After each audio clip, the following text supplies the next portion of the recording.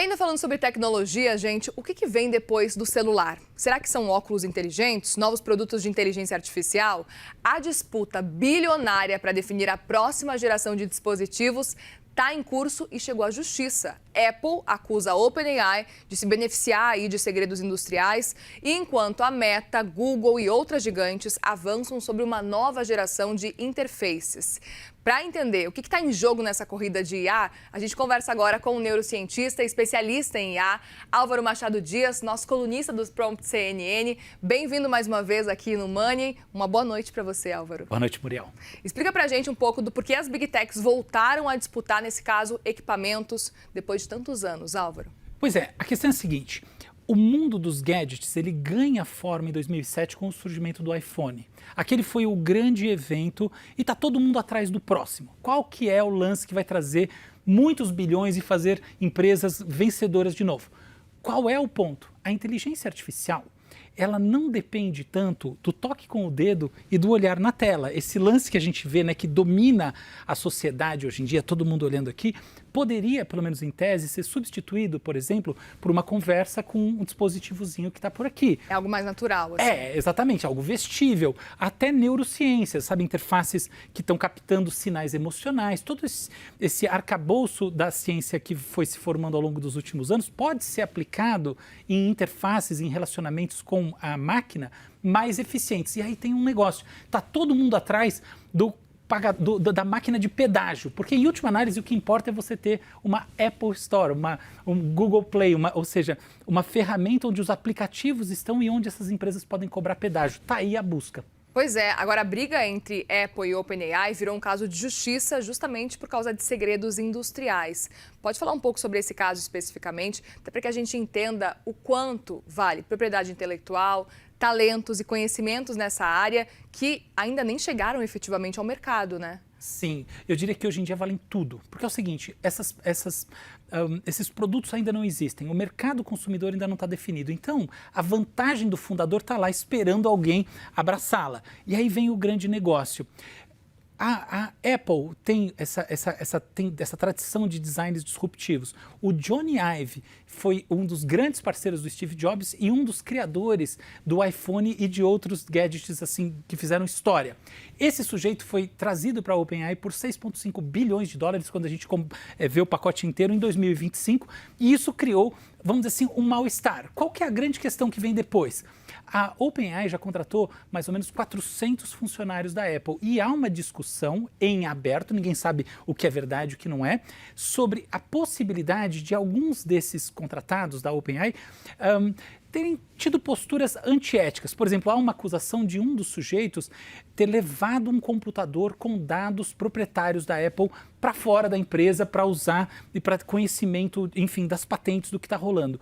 Outro supostamente fez entrevistas de emprego com pessoas da Apple perguntando coisas muito específicas sobre a empresa para captar informações. Ou seja, o momento agora é de muita disputa em que naturalmente as cartadas jurídicas entram com força porque a OpenAI trouxe o principal designer de interfaces do mundo para justamente criar esse aparelho que supostamente vai ser a próxima geração de vestíveis. Nossa, bom, e a Meta quer criar tecnologias capazes de captar dados tão íntimos quanto a nossa voz, a respiração, gente.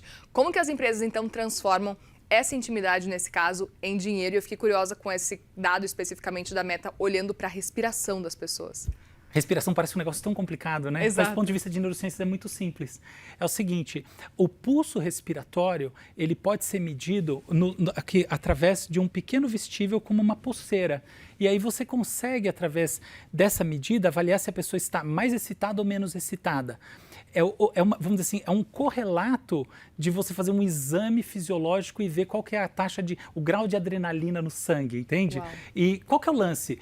Isso tudo serve para monetização publicitária, que é o grande business da Meta desde sempre. A lógica não é nova. A lógica é de você fazer recomendações contextualizadas do ponto de vista fenomenológico, ou seja, de como as pessoas se sentem. O sujeito está mais nervoso, então você oferece algo que está alinhado com isso. O sujeito está no estado mais tranquilo, você oferece propagandas mais alinhadas com esse segundo estado. E assim por diante. É uma busca que, no fundo, ela simplesmente complementa a dos próprios vídeos em sequência ou textos, porque essa é a jogada. Você vê qual que é o conteúdo e você manda um anúncio que tenha contexto. Só que agora o contexto está muito mais profundo, entrando dentro da gente. Uau! E agora, quem tem mais a perder se o aplicativo, por exemplo, deixar de ser o principal porta de entrada para a vida digital? Quem que sai perdendo nesse caso? Essa é uma boa pergunta.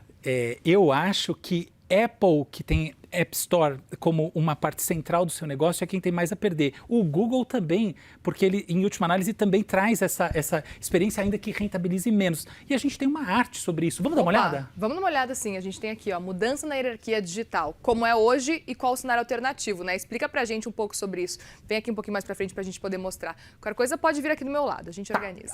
O negócio aqui é o seguinte, hoje em dia a gente tem sempre uma interface que está baseada na observação direta dela e na manipulação. Esse é o smartphone. Aqui. A lógica é que com um assistente de IA, isso tudo aqui, essa necessidade dessa interface, vai desaparecer. As coisas vão se tornar muito mais orgânicas. E aí, a quantidade de serviços que surge a partir disso é imensa. Vou dar um exemplo. Hoje em dia, você não consegue usar um smartphone como um aparelho de localização no espaço enquanto você está, por exemplo, correndo, porque você teria que estar olhando para ele.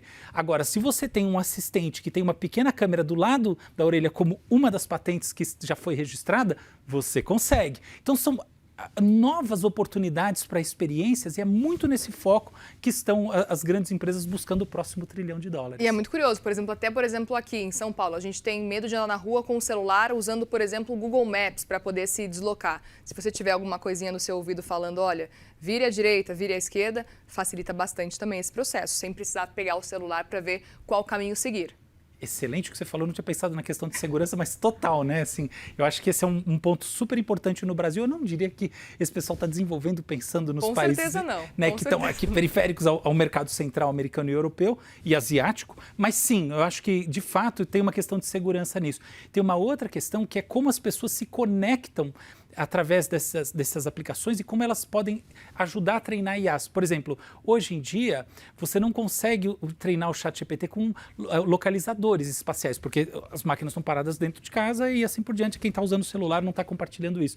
Quando você tem um device que ele próprio traz coordenadas, você já consegue fazer um novo mapeamento e treinar a inteligência espacial, que é uma nova camada da inteligência artificial que eu acho que a gente pode discutir aqui em algum momento. E aí muda tudo. Agora, quais os sinais mostram aí para o investidor que ele realmente está diante de uma nova plataforma tecnológica na sua avaliação, Álvaro?